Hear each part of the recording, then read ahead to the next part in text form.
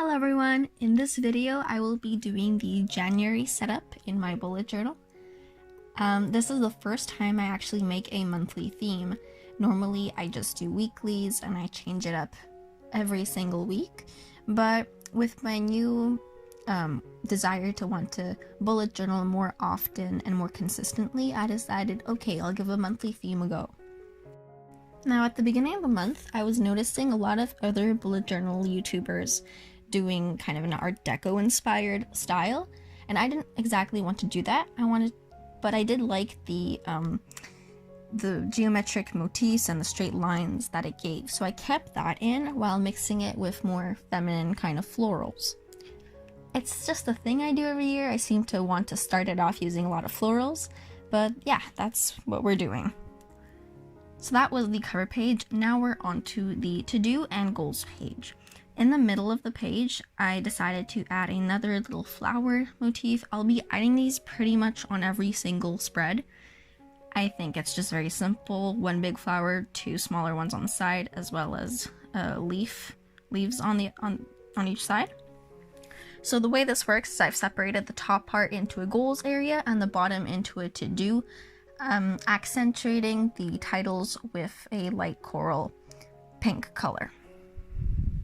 And that's just an area where you can plan dividing your long-term goals into monthlies, as well as a list for your monthly to-dos.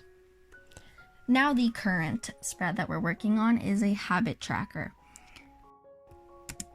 I normally don't do habit trackers, but I wanted to challenge myself this month where I just kind of take a look at what I'm doing myself. So it's not to push myself to necessarily do this, but just to realize when I actually do these habits. So the ones I wanted to track are when I practice piano, how much water I drink a day, whether I practice my Spanish, German, Italian, or Mandarin Chinese, and if I've done enough reading for the day, as well as when I do yoga.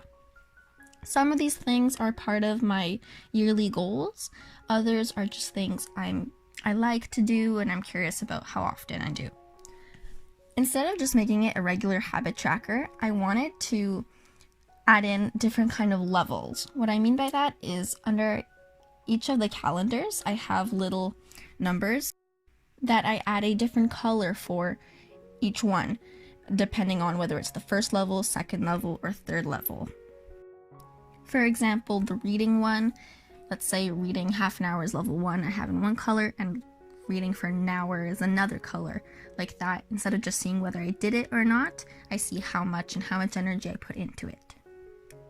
Now onto the weeklies. Since school hasn't started yet, I'm still going with a very simple weekly with only one page for the spread. I was actually inspired by a post on Instagram that I saw from Tangled Bliss Bujo. It's their kind of template for a weekly, but I changed it up as to how I wanted to use it, and I added a sleep tracker as well as decorating it the way I want it to. Since I'm not in school, I don't need that much space, which is why I'm going with this theme. Normally I would do a 2-page weekly spread. But a new addition I did with the spreads is adding a calendar at the upper left corner and highlighting which week we are at the moment. I think this turned out really nice. It's a very minimal kind of look, even though it is decorated and clearly does have a theme. I just like the way it turned out. And on the bottom you can see me filling in the sleep tracker, and that's just to give you an idea of how it works. I've gone ahead and skipped through making all the other weeklies the same way, and now I'm on to the brain dump page. So since there's not that much space on each of the weekly pages, I decided it'd be a good idea to have a bigger space where I can write down all my little notes or things I want to remind myself of on one whole page to keep it organized and in one spot. That's why I made a brain dump page.